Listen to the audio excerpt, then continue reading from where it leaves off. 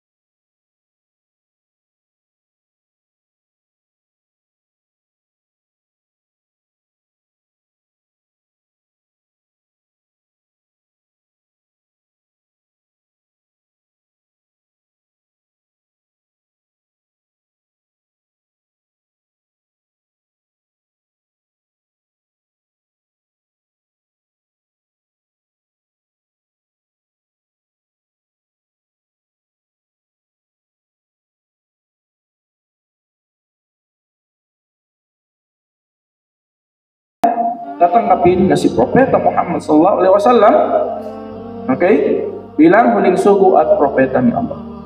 Hindi siya magiging isang Muslim. O kahit naniniwala siya, si Allah ang nag-iisang Diyos, si Jesus ay sugo at propeta lang siya, pero hindi siya naniniwala kay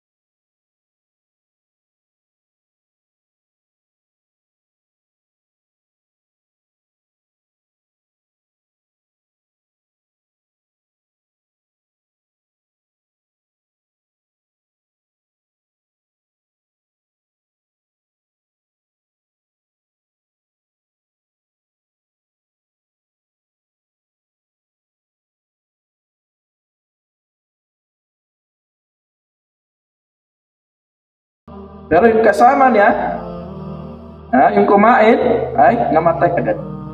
Pero hindi siya namatay agad. So yun ay isa sa mga mu'jiza. Isa sa mga himala na kung saan after 3 years, mula nang nakain niya yung karne na yun, ayon sa mga salaysay, yung nagpakain sa kanya isang babaeng Hudyo. Babaeng Hudyo. Babaeng Hudyo. Nilason niya ang propeta Muhammad SAW kasi paborito ng propeta Muhammad SAW. Nakain niya, pero affected ang propeta Muhammad SAW kasi bago siya mamatay, mabot na yung oras ng kanyang kamatayan, sinabi niya sa kanyang asawa, o aking asawa, ya Aisha, na nararamdaman ko na yung apekto ng lason sa aking katawan. Pero hindi siya namatay dahil sa lason. Okay? Dahil pag sinasabi natin, namatay siya dahil sa nilason siya, mamatay agad. So, yun ay isa sa mga himala na hindi namatay agad ang propeta Muhammad SAW. So, kaya naman, ang babae na nagpakain sa kanya ay nag-Muslim. Okay? Nag-Muslim.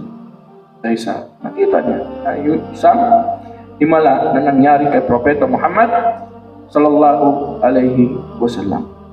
Okay, at ang pinakadakilang himala ng ating mahal na propeta Muhammad ay ang Quran. Quran. Hindi na bago, hindi na dagdagan, hindi na bawasan. Mga brother. Kaya naman, kung gusto mo ng gabay, tamang gabay, ito ka sa Quran.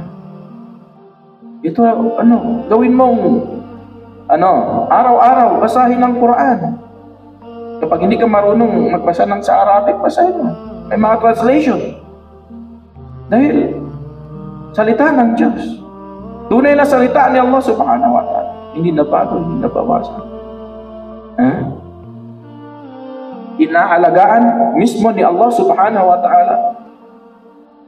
So, kaya naman kung gusto mong gabay, basahin mo ang Quran. Wala nang maghanap ka ng tunay na salita ng Diyos, Quran. Pag-aralan mo ang Quran. Brothers, concentrate ka sa Quran. Ito ang unang dapat nating pag-aralan.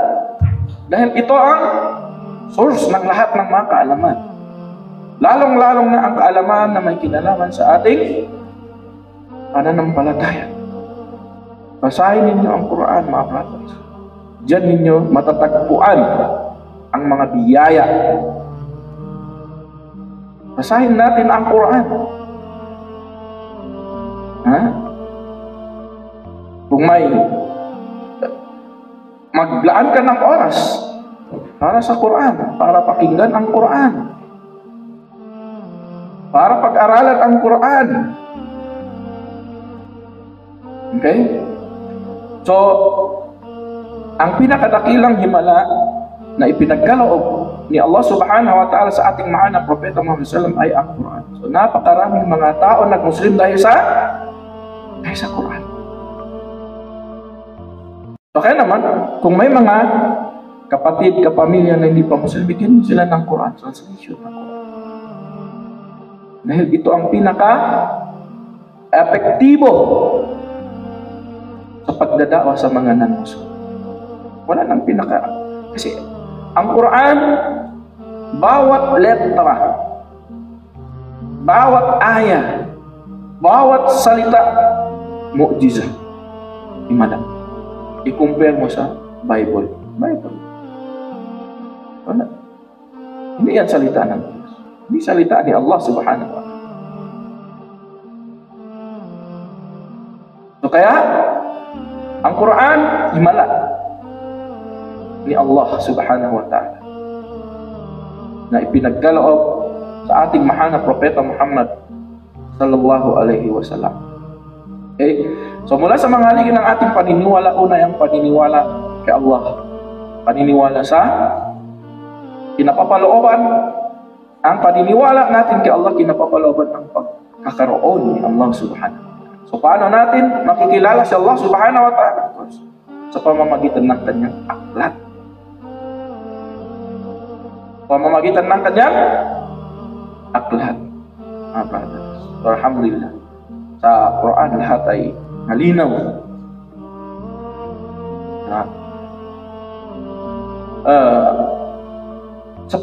Sa pamamagitan ng pagninilay-nilay sa mga nilikha ni Allah. Nilikha niyang makalangitan, kabundukan. May iba sa atin, pag nakita niyang bundok o karagatan, parang wala lang. So kapag titingnan mo ang Quran, inutusan ka ng Diyos. Gamitin mo ang iyong pag-iisip. So kaya naman, ang tinawag sa Quran, ang mga matatalinong tao, sila yung mga taong ginamit nila ang kanilang tamang pag-iisip sa pagninilay-nilay sa mga nilikha ni Allah subhanahu wa ta'ala. Inna fi dhalika laayatin liulil albab. Sino yung mga ulul albab na yan?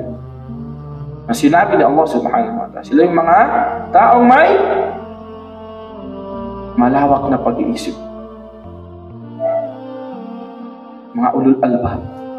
Pag ninilay-nilayan mo ang ngayon, ikaw mismo.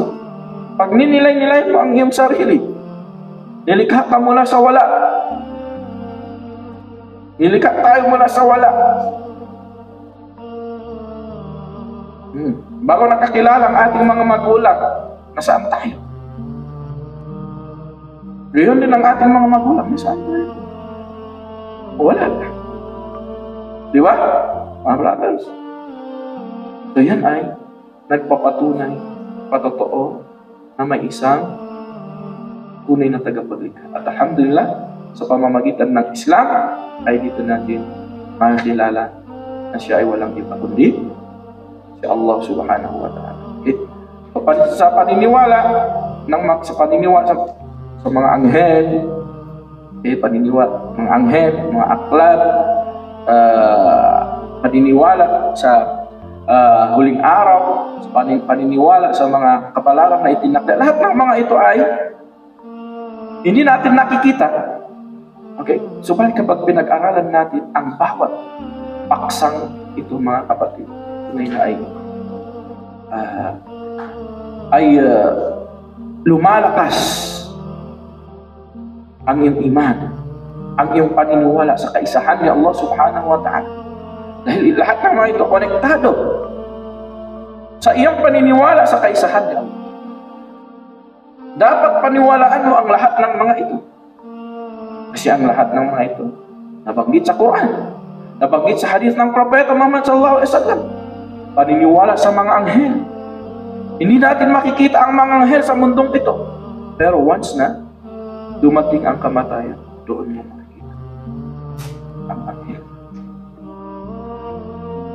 Ang bawat isa sa atin, pag dumating na sa kanya ang kamatayan, makikita mo ang anghel. Salam, insyaAllah. Ahlan wa sahlan. Ang Saudi natin kasama. Jalal. Ano na, brothers? Ano?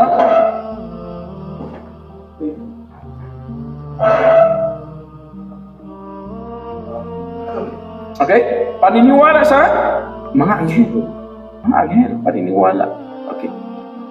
Hindi natin nakikita. Ang mga sugo, hindi. Walang nakikita sa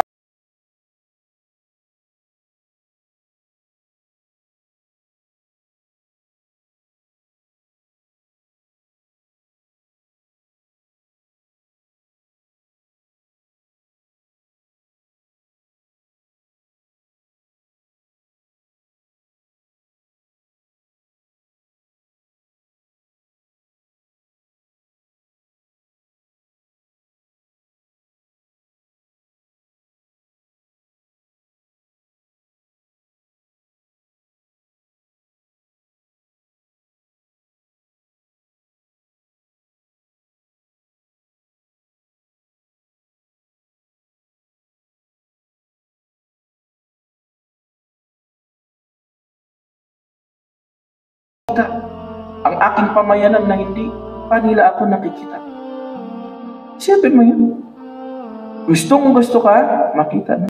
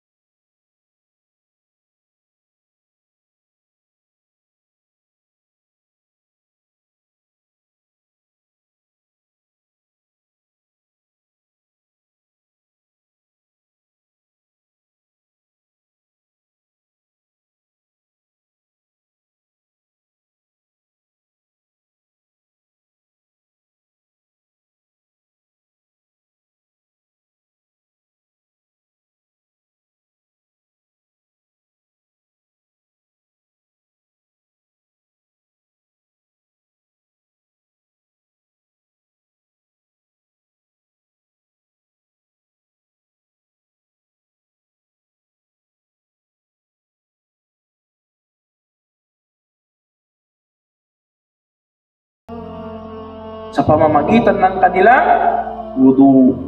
Allah.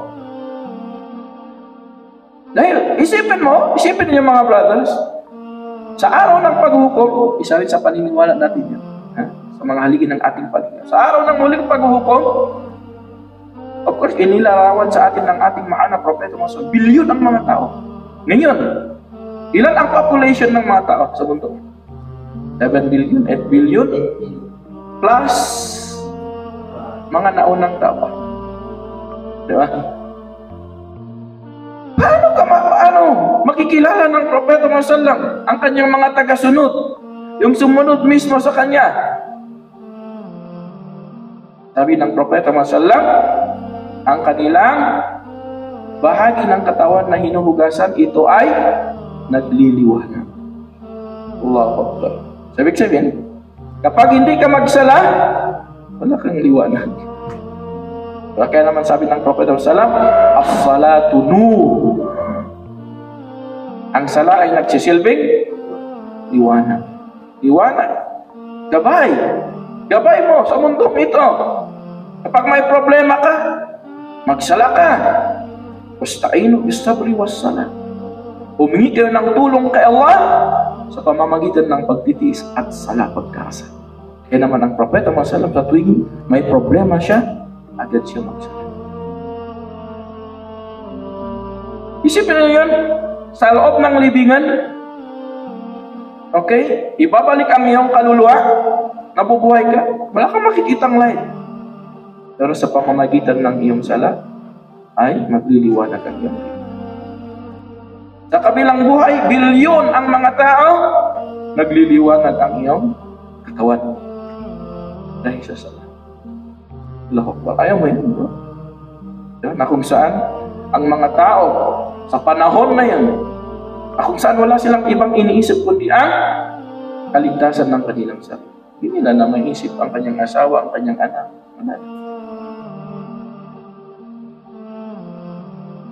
Kaya naman, isang araw, ang isang sahaba, hindi siya mapakali. Habang kumakain,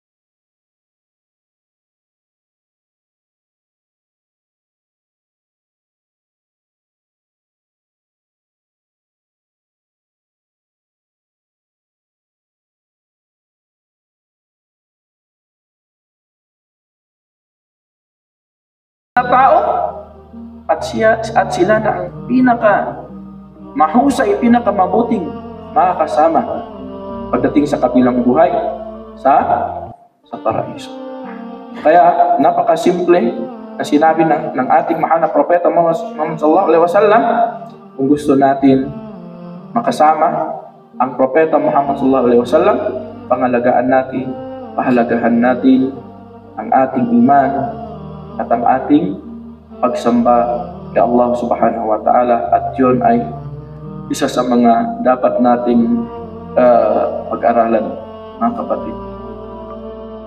Hindi lang sa sala, maging sa pag-aayuno, insyaAllah, maging sa hajj, zakah, diba? So, hindi na ako magpapahaba. So, insyaAllah, i-prepare ko muna yung certificate ninyo. So, insyaAllah, iiwanan ko ang topic na ito kay Tatali. Okay, mga brothers. So, insyaAllah, magpapatuloy din natin mamaya. Okay.